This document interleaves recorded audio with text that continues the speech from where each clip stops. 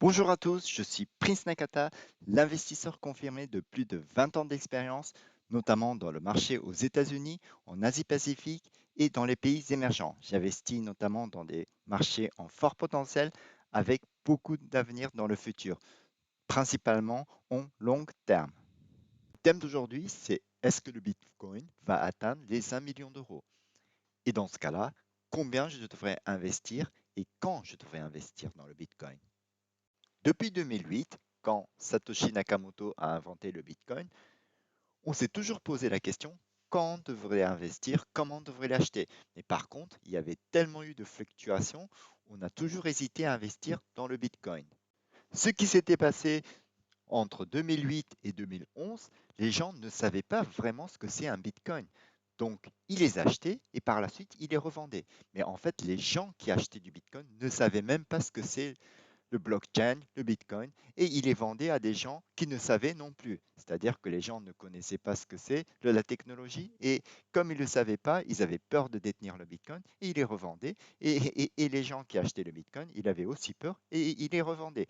Et donc, évidemment, il y a eu beaucoup de fluctuations. En plus de ça, Bill Gates avait rigolé en disant, c'est marrant, les gens qui ne savent rien du tout sur le Bitcoin, ils achètent, et par la suite, ils revendent à des gens qui ne savent rien du tout.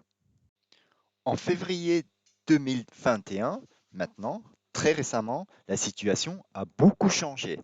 C'est-à-dire que le Bitcoin a commencé à être reconnu par des grosses entreprises, par des gros investisseurs. Plus précisément, Tesla annonce qu'il va acheter 1,5 milliard de dollars dans le Bitcoin.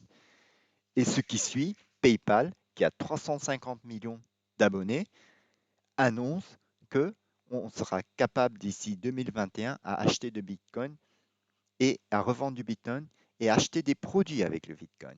Square, l'entreprise aussi, annonce qu'ils vont investir 50 millions de dollars dans le Bitcoin.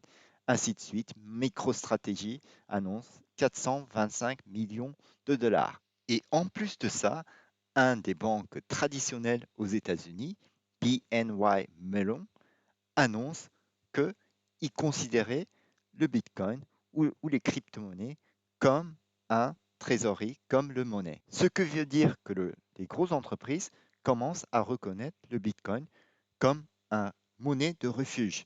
Ce qui est important, c'est pour cela que récemment, depuis ces annonces, le Bitcoin ne s'arrête pas d'augmenter leur prix. Mais attention, Tesla annonce 1,5 milliard de dollars, mais pour Tesla, c'est que 1% de la trésorerie. Pareil pour Square ou MicroStrategy. Il faudra noter une chose, c'est que ces entreprises n'investissent pas leur totalité de la trésorerie. C'est juste 1%. Ils font du hedge, ils diversifient le portefeuille dans le crypto-monnaie. Et l'Iran, qui est sanctionné par les États-Unis, réfléchit à changer la loi pour permettre aux crypto-monnaies d'acheter avec le crypto-monnaie une partie de leur trésorerie de l'État par le crypto-monnaie. La Turquie, l'Argentine, comme leur monnaie s'écroule jusqu'à présent, les gens espèrent de pouvoir utiliser le crypto-monnaie pour pouvoir acheter des produits ou pour se réfugier de leur monnaie qui s'écroule. Alors, on se pose la question jusqu'à quand le Bitcoin va augmenter. Là, c'est un graphique qui s'appelle Équateur de Metcalfe. On voit la courbe qui a augmenté jusqu'à présent. Si on suit la courbe, on est en 2021, il est actuellement dans les 40 000 euros, dans les 50 000 dollars. Et si on suit le courbe en 2024, il aura atteint les 100 000 euros et en 2028, il aura atteint les 1 million d'euros. Jusqu'à présent, l'augmentation de Bitcoin suit cette courbe. Et si on considère cette courbe, si je synthétise cette courbe sur le graphique suivant, aujourd'hui en 2021, on est dans les 40 000 dollars et d'ici 2028, il sera dans les 5 millions de dollars. C'est ce qui démontre cette courbe.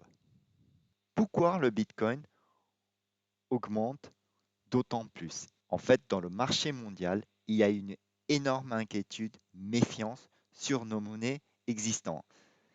C'est-à-dire, depuis le Covid-19, les États-Unis, l'Union européenne, le Japon, fait que d'imprimer leur monnaie. C'est pour ça que dans le Covid, nous constatons que le chômage a augmenté dans tous ces pays, mais regardez bien, les actions n'arrêtent pas d'augmenter.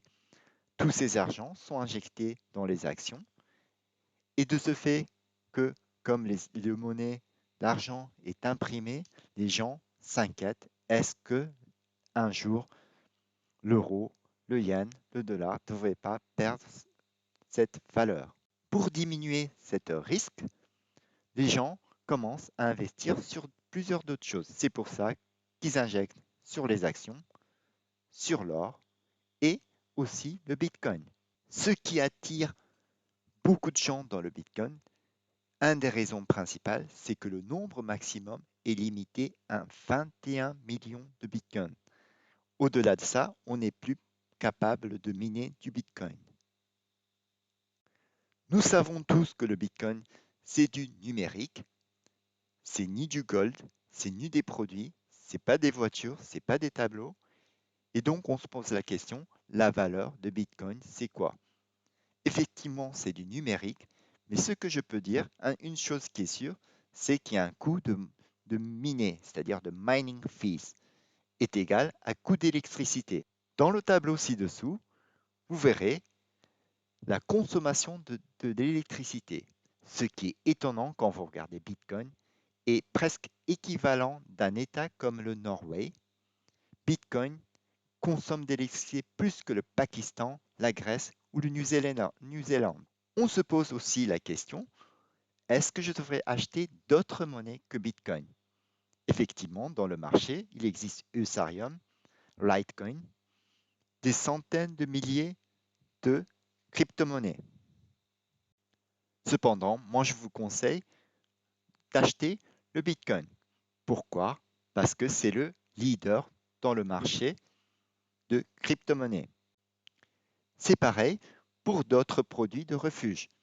Imaginez que si vous hésitez d'acheter de l'or, de l'argent, du cuivre ou du nickel, moi je vous conseille de l'or. Pourquoi? Parce que l'or est reconnu par le monde entier.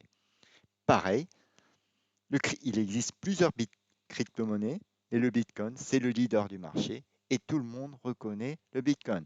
Effectivement, si vous êtes un professionnel de crypto-monnaie, très bien d'investir pour d'autres monnaies, mais si vous êtes débutant ou si vous vous intéressez dans le crypto-monnaie, moi je vous conseillerais pour toutes ces raisons-là d'acheter d'abord le Bitcoin. Nous avons un peu compris la situation de Bitcoin. Maintenant, passons à l'étape suivante. Combien dans ce cas-là devrais-je investir dans le Bitcoin? Avant d'investir dans le Bitcoin, le plus important, c'est de réfléchir à votre portfolio. Et par conclusion, moi, je vous conseille d'investir entre 1 et 3% dans le Bitcoin de votre portfolio. Prenons un exemple.